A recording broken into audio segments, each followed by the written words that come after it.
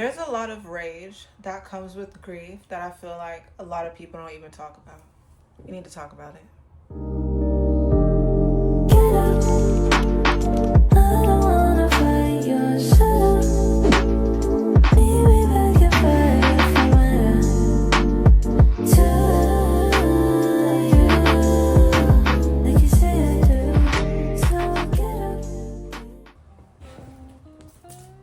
What's up, y'all? Welcome to my channel. This is Talia, Moon Mommy 777, and today we're going to talk about grief. Many times people look at those who go through grief and they expect the person to just kind of be down and sad, which is a part of grief. But I feel as though the rage that comes with grievance is not talked about. A little bit about me. I lost my dad. Well, my dad died New Year's Eve 2023. So it's about to be 3 years coming up very soon. And one thing I will say, luckily for me, when that happened, I felt the emotions. Like, I wasn't out drinking. Initially, I wasn't out drinking or whatever. Like, I felt the emotions of facing it, that I lost my dad, right? But as time goes on, I fear as though I've used me being busy or handling X, Y, and Z as a means to kind of suppress the anger that comes with grief. Because there's so many reasons why somebody could hold on to anger and frustration and rage when it comes to grief. If it was somebody who was like an emotional rock for you, or maybe one of the only people that you feel like truly got you. Like, there's so many different things that can play into it. But I feel like what people don't understand is the rage. A lot of people don't realize how your suppressed grief impacts your body. Because, for instance, when we talk about traditional Chinese medicine, Ayurveda, these natural, ancient, holistic practices, right? Your lungs governs, or grief can be held in the lungs. Like, when you have a prolonged sense of strong grief running in the background of your body, that is going to affect your lungs in one way or another. Not only do we have the anger that comes, and don't get me started on anger, irritation, that affects the liver. So you see everything kind of like a domino effect, to where one thing affects another thing. So like when one organ can affect another organ, which can show up in skin issues or this issue, right? One emotion can affect another one. So what are we going to do about this? I think it's about not having any self-shame when it comes up to the anger and frustration and the sense of rage that comes up. I have so much rage personally because of personal reasons with my dad's family and the way I was treated at his funeral. I have a lot of rage when it comes to feel like I'm like drowning without my dad's physical or emotional help, right? Which is all an illusion, and it's all based on attachment at the end of the day, but we're going to get into that at the end of the video.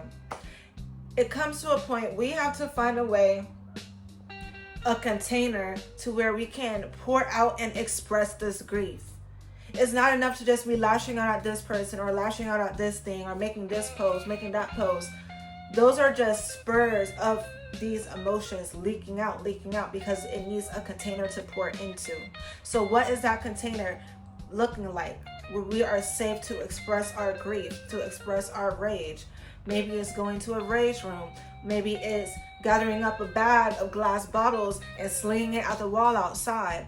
But we have to get this grief and this anger that comes with this grief, this rage, we have to find healthy ways to get it outside of our body, or it will destroy us from the inside out. Now, another part I want to make is very important that we remember any type of suffering is coming from our physical attachment. We are beyond this physical body. Therefore, whoever you lost in this physical world is not of this physical world. Depending on what kind of path they were on, of course, but like at the end of the day, everything is energy. So that spirit of your loved one that is no longer here, you have to connect with that on the spirit realm. You can't You're going to forever feel a void unless you work on building that spiritual relationship with your said lost loved one. Because when you continuously look at it, and I know this because I've been looking at it like this, even with my knowledge, when you continue to look at it as they're not here anymore, I'm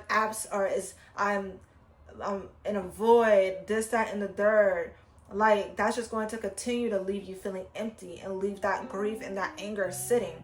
We have to start curating and building these spiritual relationships with people who have crossed over, because that is what they are here for. A lot of us got hitters behind us on our spirit team, but we are not forming that spiritual relationship, so it feels like they just left you here by yourself.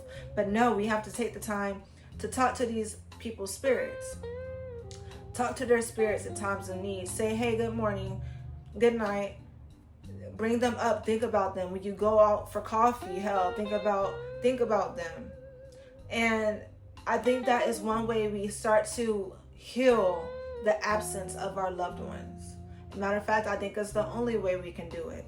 So that's just what I wanted to make this video, to shed light on. It's okay to have this rage. People don't talk about the rage that comes with grief. And when it comes to us finding a safe container to express that, it's going to be so important. It's going to be so important. So yeah, this was a quick video. I just wanted to put this out there, especially for anybody who, if you lost somebody recently or in the past few years, we have to remember we are more than this physical vessel. Therefore, our loved ones are not tied to this physical world. Therefore, when they pass, we are and do have the right to connect with them. But we be so caught up in the absence of this physical reality, what we can't touch. We have to work on detaching from that attachment we knew, and curating a spiritual attachment so we can fill that void. That's the only way. And like I said, having the safe container, whether it's journaling, a rage room, painting, like you see my art behind me, like we have to stop sitting in that rage and move it, not move, lash out on somebody who don't deserve it, but move it. We have to move it out of our body. Otherwise, it's just spinning and spinning and spinning. Because for me, I was like, well, damn, I feel like I've healed this shit. Why do I keep having these moments where I'm just completely crashing out almost? It's because I'm not transmuting the energy. Energy never dies. You can't release grief. You can't release anger. You have to transmute it.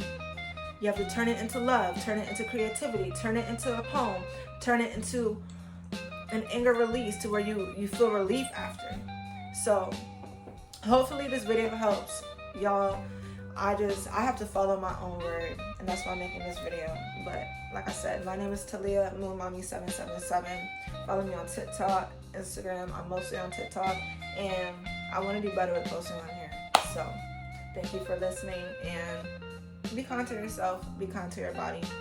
Don't hold it in, but be cautiously aware of, are you letting your emotions run you, or are you going to be able to observe and acknowledge your emotions and give it the safe space to transmute?